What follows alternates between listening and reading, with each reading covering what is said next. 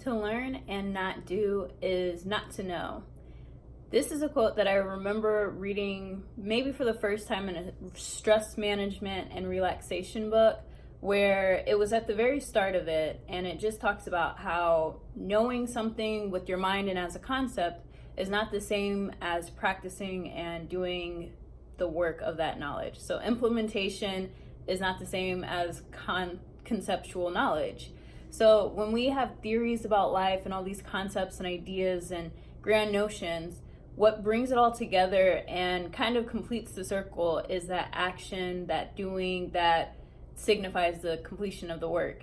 And I have done a lot of different programs and done a lot of learning. I have a lot of tools in my tool belt from elementary school through college and transformational programs, different things that I research and learn about.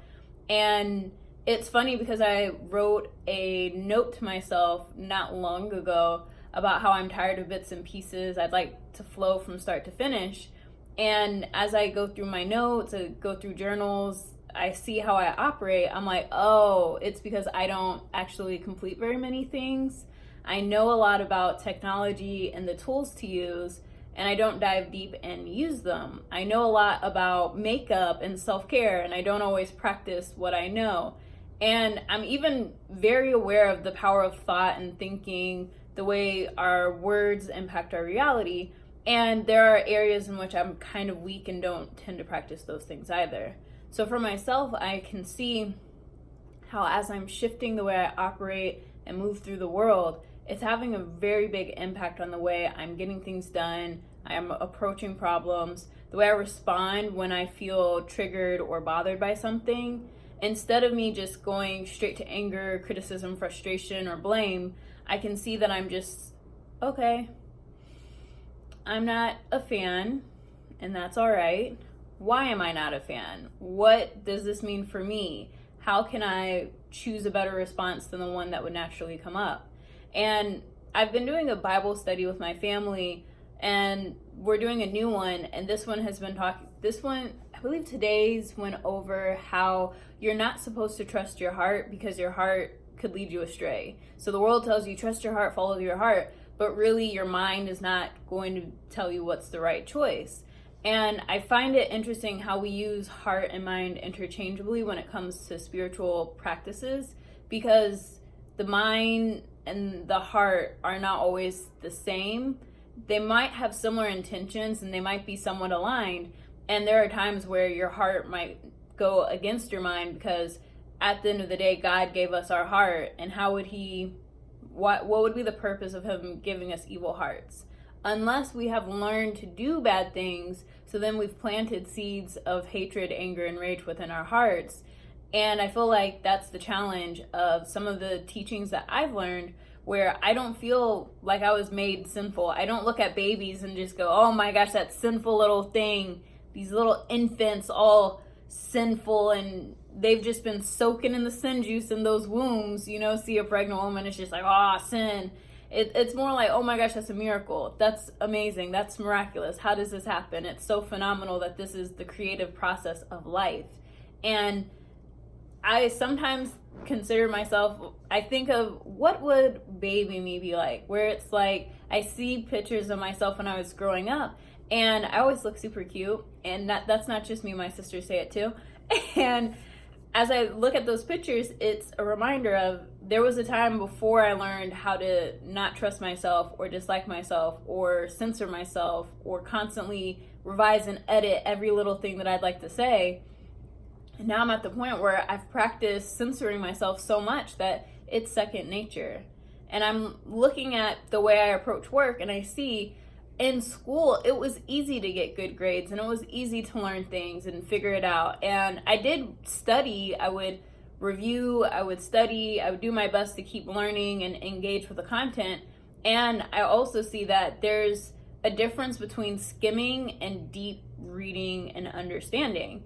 And I can skim and understand pieces and relationships between disparate parts fairly easily. The part that becomes a challenge for me is the repetition that comes with mastery and learning it on a deep level and really diving deep to the heart of well, what is our fundamental system? How does it relate to this? Why did we make this choice, and how does that impact it? What are the pros and cons? And just understanding the concept in an applicable standpoint.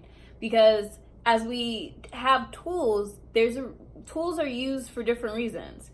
You have a hammer for nails and a screwdriver for screws. There's a wide variety of tools that can come up. And when you have those tools, sometimes it takes time to understand when is the right situation for it. When do I go to prayer? When do I go to Thanksgiving and gratitude? When do I just need a moment to just really be present with, okay, this is what I've created, and these are the things that don't work for me, and this is what I would like to change it to. How do we confront these challenges in a way that is empowering and fun instead of just enslaving, trapped, caged, frustrating? And that's where I'm at, and I'm working on bettering myself, keeping my house up, going through my papers and affairs, and I can tell that I've learned to hoard. I remember being in the 3rd or 4th grade and learning that, keep all your papers so that we can make sure your grades are right at the end of the semester. I remember, and this isn't about hoarding per se, but this is like, I remember being in high school and doing research on some topic on my own, and then my teacher being like, no, the book's right, we're not doing outside research. And for me, it was confusing because it feels like it would be a good thing to do additional research and being engaged outside of the class. And at the same time, what I also learned is that sometimes there are just sources of authority, and we're just going to follow those because it's easier than it is trying to sort through all the information to figure out what's true. And for me, that kind of translates to not putting in as much effort to figure things out. And it's also an opportunity for me to go back to that curious nature that I know that I have within me, and to start exploring deeply, taking the things that I've learned and accumulating them in a way that's useful, discarding things that I know I'm not going to do anything with, and starting to be okay with letting go of more, because there's no benefit to me holding on to things that I'm not using.